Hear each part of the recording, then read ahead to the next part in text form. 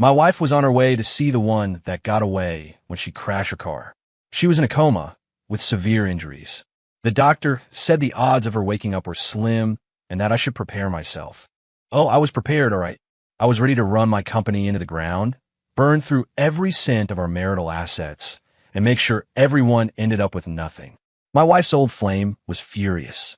He demanded to know if it was worth it, this scorched earth campaign, after all the years Claire and I had been married. I told him, as long as I get my satisfaction, that's all that matters. My in-laws threatened to sue me for fraudulent transfer of assets. I just laughed. I have a team of very expensive lawyers. Bring it on. I had just left the office when I got the call about Claire's accident. The doctor told me she was in the ICU and would probably never wake up. He said I should come to the hospital when I could and, by the way, take care of the medical bills. I gripped my phone, fighting the urge to laugh out loud. Karma really is a bitch. That cheating woman was finally getting what she deserved. Claire and I had been married for 3 years. In that time, I'd gone from small startup founder to the CEO of a billion-dollar corporation. She'd gone from a junior associate at some firm to a housewife. But Claire wasn't your traditional homemaker. Her daily life consisted of shopping sprees and spa days. We had a full-time housekeeper, so she never had to lift a finger. Even so, she complained about how hard her life was. She didn't want kids, said she hadn't lived enough yet. Because I loved her, I put up with it all. Whatever made her happy was fine by me. I never cared how much money she spent. I even took care of her parents, covering their mortgage, their vacations, everything. But the moment her childhood sweetheart, Leo Vance, came back to the States, everything changed. She became obsessed. They started meeting in secret, their friendly catch-ups lasting for hours. When Leo wanted to open an art studio and needed funding, she came to me. I refused, and she threw a fit that lasted a week. Then, when Leo needed a place to stay, she gave him the keys to our suburban mansion, the one we were planning to move into, without even asking me. He just moved right in. I fought with her about Leo several times. Each time, she'd call me petty and insecure. She insisted their relationship was completely platonic, that he was like a brother to her. Today was supposed to be our 3rd wedding anniversary. Instead, she told me she was going on a road trip with Leo to Wisconsin to help him find artistic inspiration. She wouldn't be celebrating with me. This time, I didn't fight her. I even watched her get in the car, staying silent until she drove away. I never imagined she would actually follow my script so perfectly and get into a wreck. And now, finally, it was my turn to make a move. First, I called my in-laws, who were on one of their all-expenses-paid European tours. I told them about Claire's accident. Her mother didn't ask if she was okay. She didn't ask what happened. She just laid into me. What kind of husband are you? How could you let her drive alone like that? I don't care how busy you are at work. You don't just abandon your wife. My daughter married you to have good life, and now you let her get hurt. You are such a profound disappointment. Oh, honey, disappointing you is the highlight of my day. I told her Claire had crashed on her way to meet Leo. There was a pause on the other end of the line before she started up again. Leo is her friend. They grew up together. He's like family. You're a grown man, Ethan. Are you really going to be jealous of him? Of course not, I said. It's just that Claire is in the ICU. The doctors say she's almost certainly not going to wake up. Her mother's voice shot up several octaves. She's that critical. Why didn't you say so sooner? My tone was pure ice.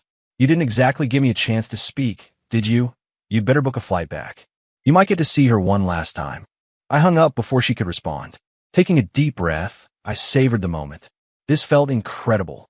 I didn't go to the hospital. Instead, I called a moving company and met them at the mansion where Leo was squatting. We emptied the entire house.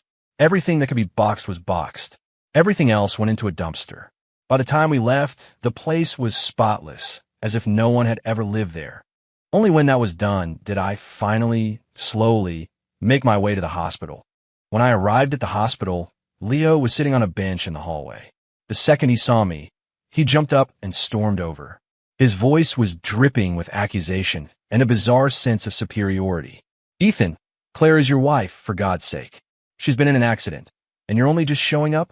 Aren't you worried at all? Worried? Of course I'm worried, I said.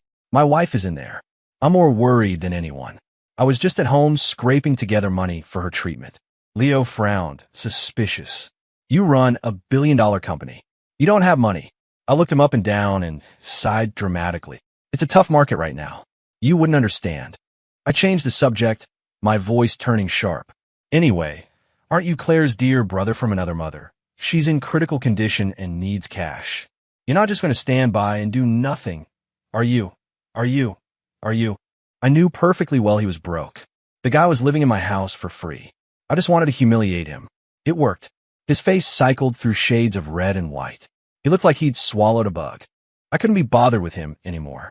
I walked past him and went to find Claire's doctor. The doctor confirmed her condition was dire. She could die at any moment. I told him to spare no expense. Use whatever drugs, whatever treatments were available. I didn't care about the cost, as long as it kept her technically alive. Leo, who had followed me, looked shocked by my apparent devotion, but there was a smug, mocking glint in his eyes. I saw it all.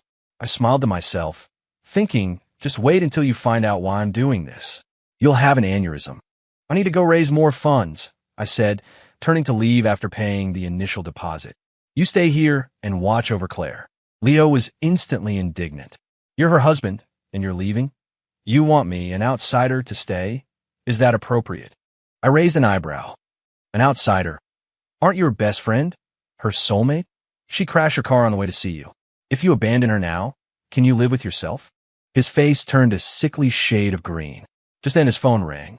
He answered it, and his expression shifted from anger to pure rage. He stared at me, his eyes wide. Ethan Chase, you son of a bitch. You robbed my house. Next thing I knew, he called the cops, and I was being asked to come down to the station for questioning. At the precinct, a stern-looking detective sat across from me. Mr. Chase, we've received a complaint of breaking and entering and theft. Do you have anything to say? I put on my most bewildered expression. Officer, you've got to be kidding me. I'm the CEO of a major corporation. Why on earth would I need to steal from someone? This is clearly a setup. In fact, I'd like to file a complaint for defamation. Leo, standing nearby, lost his mind. It was him, officer. The property manager can testify. He cleared out the whole house. Not even a sofa left. That's not just theft. That's a home invasion. It's a crime.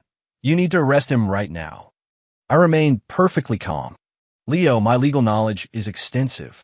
You're not going to be able to frame me for anything. Then I turned to him, smiled maliciously, and mouthed the word, dumbass. His eyes bugged out. He lunged at me. I sidestepped neatly and ducked behind one of the officers. Officer, did you see that? This man is unhinged. He's assaulting me right here in a police station. You have to do something. An officer stepped in, blocking Leo and warning him sternly. We're conducting an investigation. Please remain calm. I nodded emphatically. Exactly. The man has no self-control, no class. Leo was so angry his face was practically purple, his fists clenching and unclenching. The detective gave me a long, weary look before leading me into a small interrogation room. Mr. Chase, he began, his eyes sharp. Where were you and what were you doing at 6 o'clock this evening? I leaned back in my chair and spread my hands. I was moving furniture. It was exhausting. The detective, clearly not used to this level of arrogance, slammed his hand on the table. Moving? Was it your house to move? The homeowner has already filed a complaint, he continued.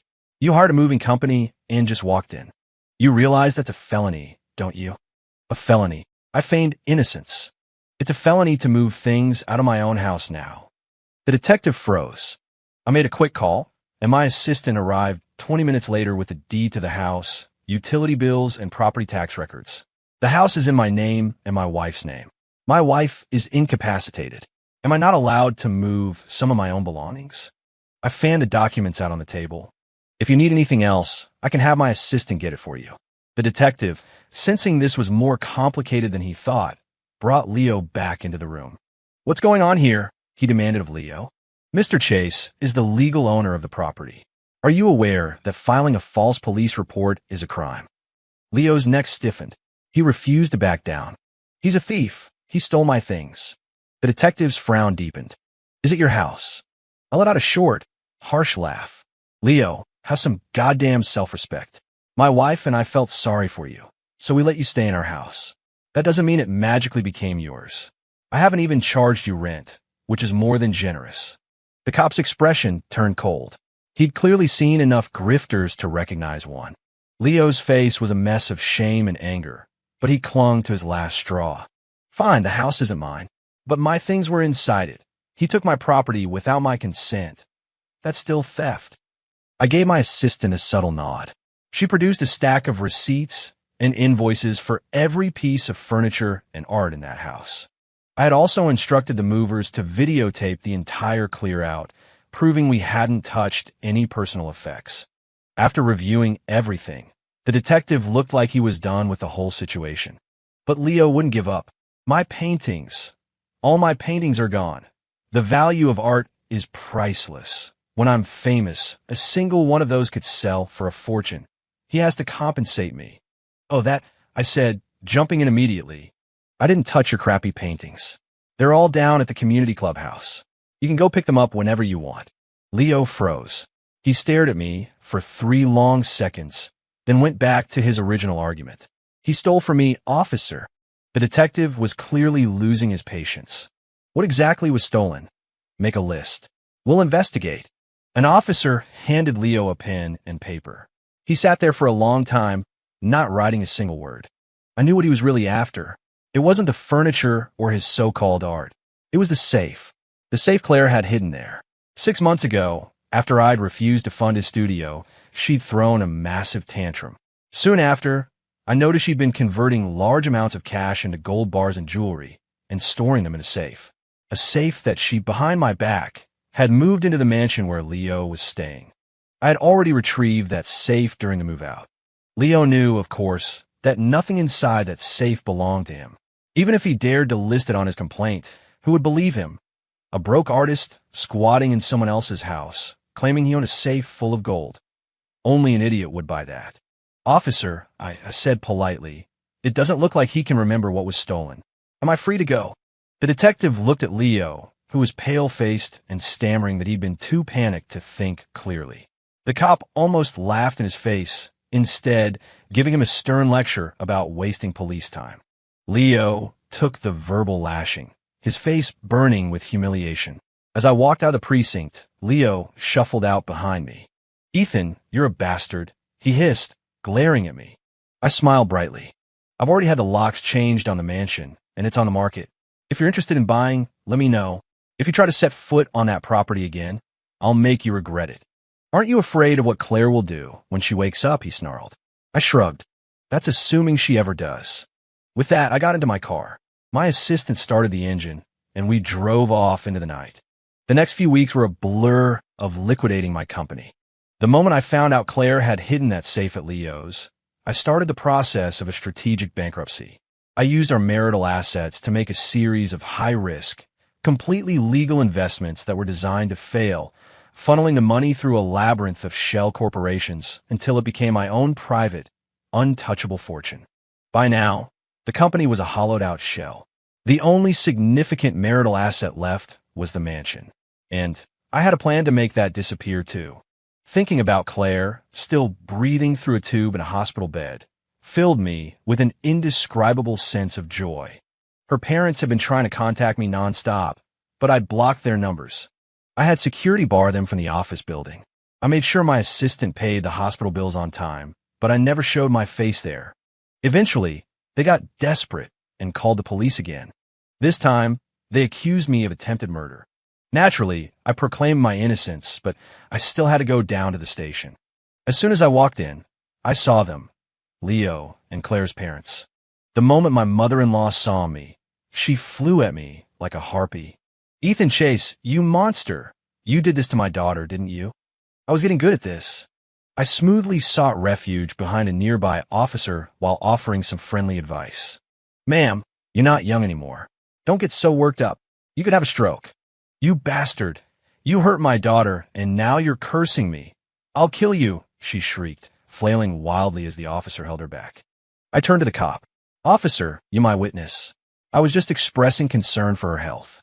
The officer's expression was a masterpiece of controlled frustration. "Everyone, please calm down. Let's discuss the matter at hand." I was led back to the interrogation room. The investigator handed me a file. This is the accident report for your wife, provided by her parents. It indicates the cause of the crash was brake failure. I widened my eyes, putting on a look of pure shock. The detective stared at me, his gaze intense. They're accusing you of tampering with the vehicle. Do you have a response? Officer, that's insane. Why would I want to kill her? My voice was dripping with sincerity. Besides, that's my car. I drive it all the time. Why would I sabotage my own vehicle? Do I have a death wish? The detective considered this for a moment. Then, why was your wife driving your car that day? It was our 3rd anniversary. We were supposed to spend the day together. But she got a call that morning and rushed out in a panic. My car was parked in the driveway, so she just took it. His brow furrowed. Do you know why she left? She was going to meet her, the one that got away, the man who came in with her parents. The detective nodded slowly. The look in his eyes softened with something that looked suspiciously like pity. With no evidence against me and no cracks in my story, they had no choice but to let me go. As I walked out, Claire's parents and Leo swarmed the detective. So, is it settled, officer? Leo asked impatiently. Did he do it? The detective looked at him. And you are? Who? In relation to the victim? Leo opened his mouth, but Claire's mother cut him off. He's her brother. Her honorary brother. They're very close. The detective informed them that without any proof, the crash had to be ruled an accident. My mother-in-law wasn't having it. Did he bribe you? She screeched. Are you covering for him? My daughter is lying in a hospital bed. She might never wake up. This is a nightmare. Who is going to give us justice? The detective's patience had worn thin. If you have new evidence, you can bring it to us. Otherwise, this is slander, and Mr. Chase has every right to press charges. Do you understand? His sharp tone made her face go pale. After a moment, she changed tactics. Well, if my daughter doesn't make it, what happens to her property? He can't just keep all of it, can he? She asked, pointing a greedy finger at me. The detective rubbed his temples. Your daughter is still alive, and you're already asking about her inheritance? I have to think about my future, she shot back, completely shameless. I'm her mother. If she dies, I'm entitled to her money for my retirement. It's the law. The detective sighed and began to explain the basics of probate law. Inheritance is determined by a will or by state law if there is no will. If you're a legal heir, you will receive your share. Claire's parents and Leo exchanged confused glances. She doesn't have a will, her mother said blankly, and she can't write one now. The detective told them they'd have to wait and see if she recovered, then turned and walked away, clearly done with them. I was in a fantastic mood as I headed for the exit. My mother-in-law scurried after me.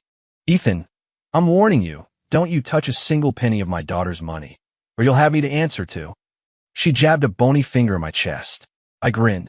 Okay, so, that woman lying in the hospital, should we keep treating her or not? Leo's anger flared.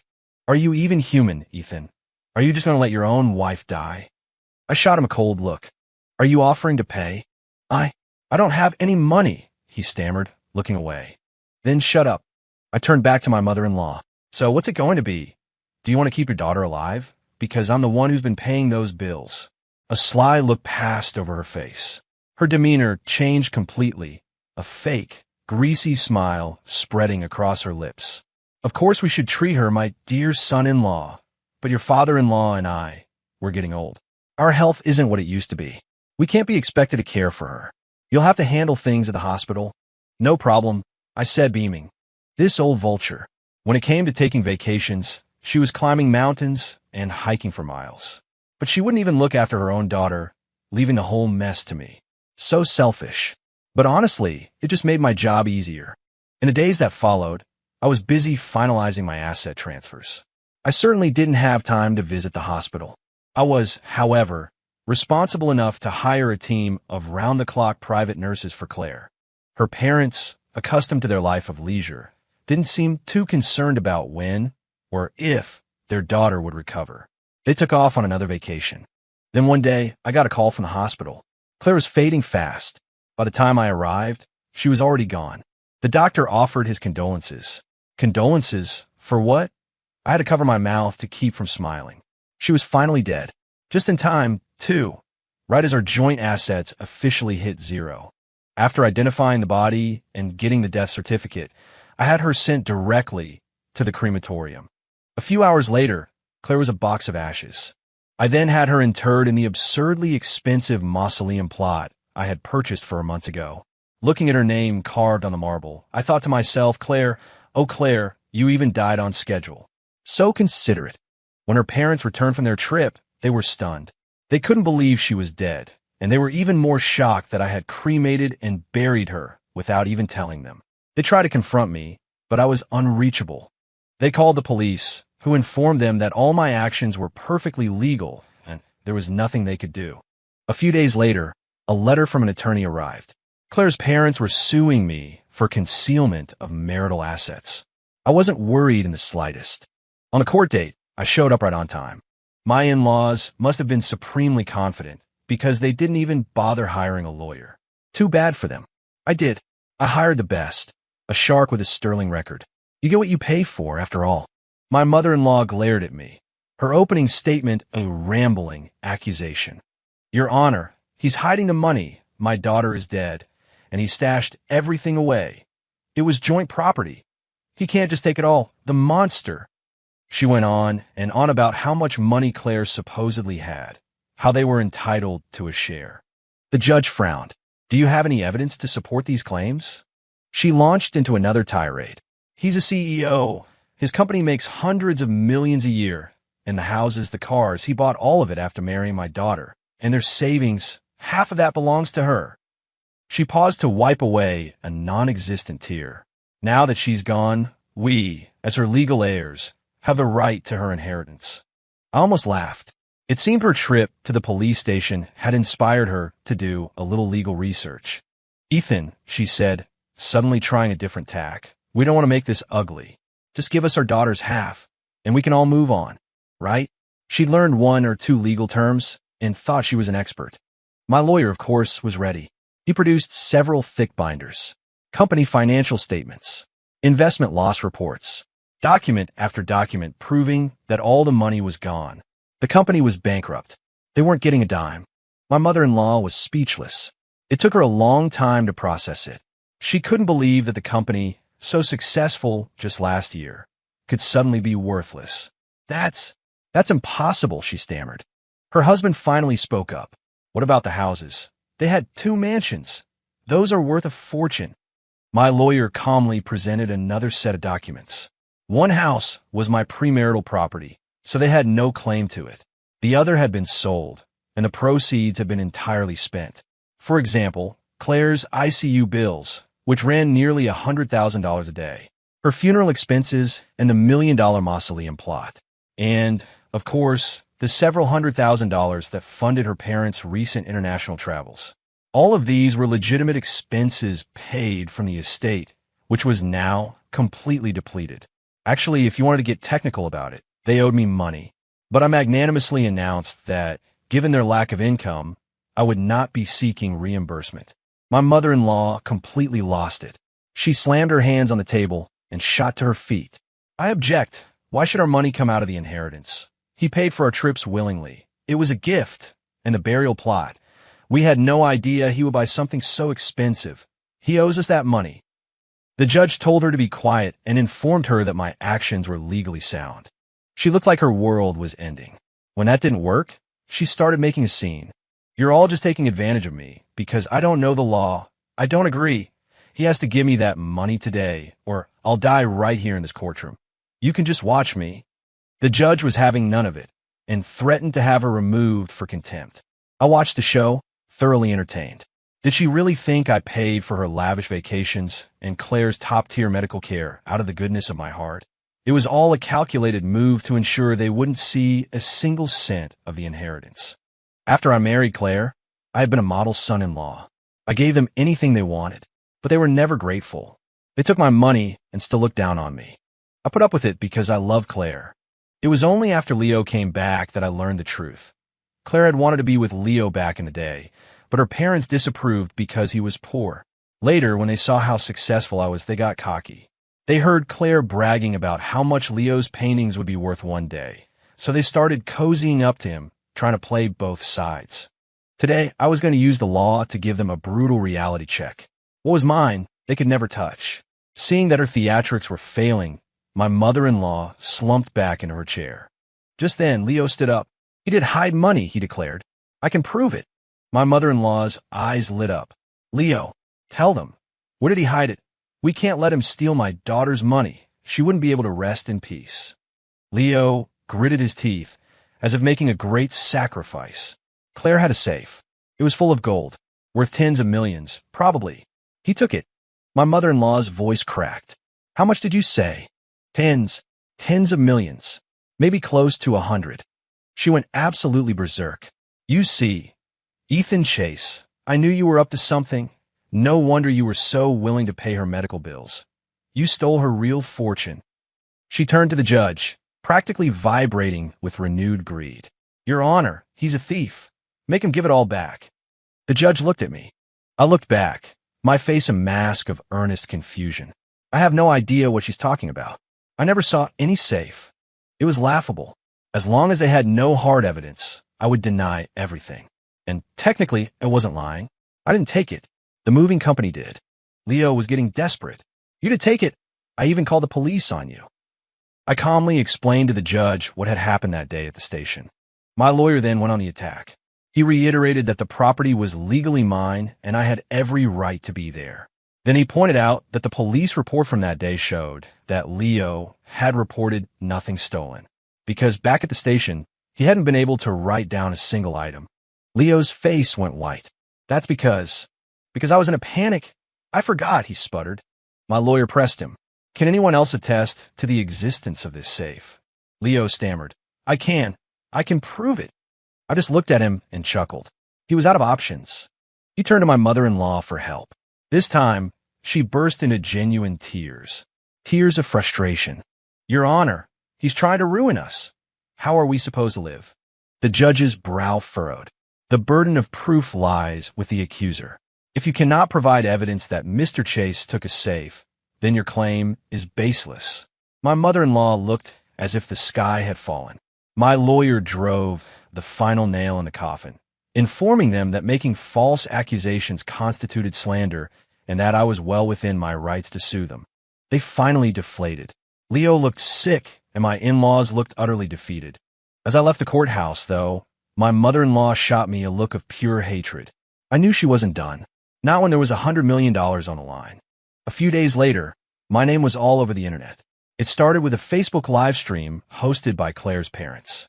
With tears streaming down their faces, they accused me of murdering their daughter, hiding their joint fortune, and leaving them destitute in their old age.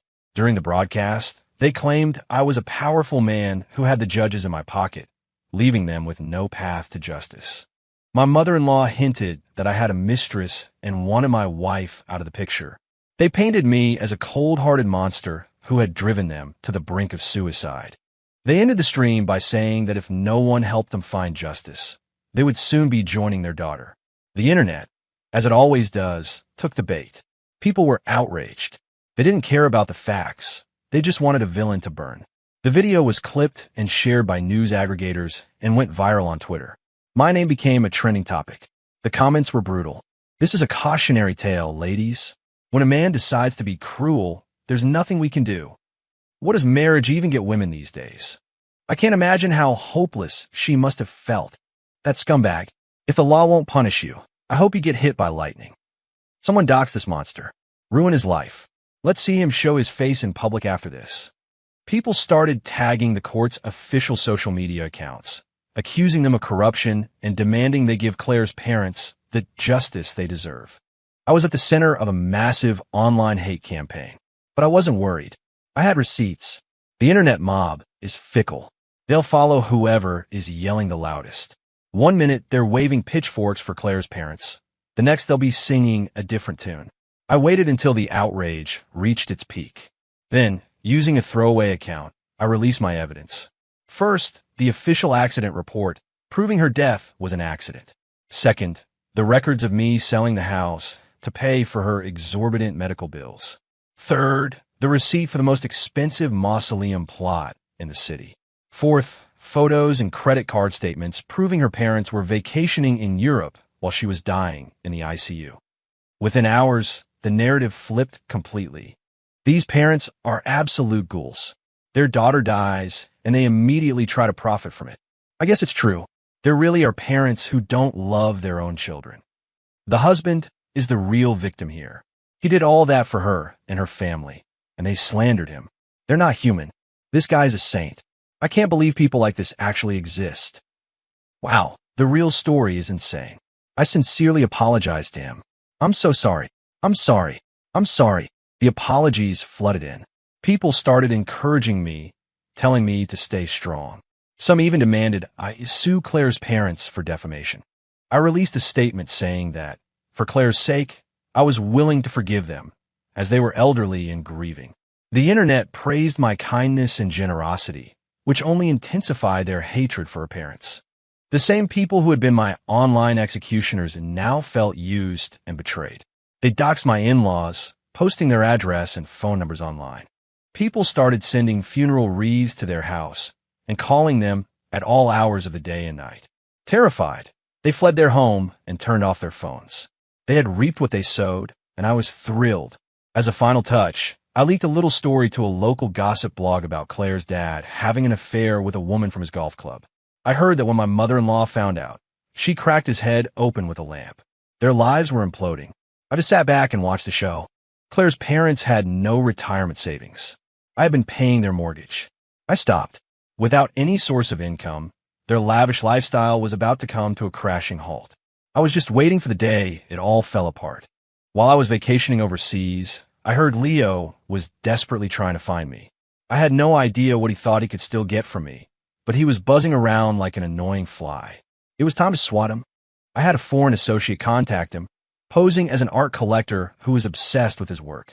He paid Leo a handsome deposit and invited him to Southeast Asia to negotiate a major collaboration. Leo, ecstatic, jumped at the chance.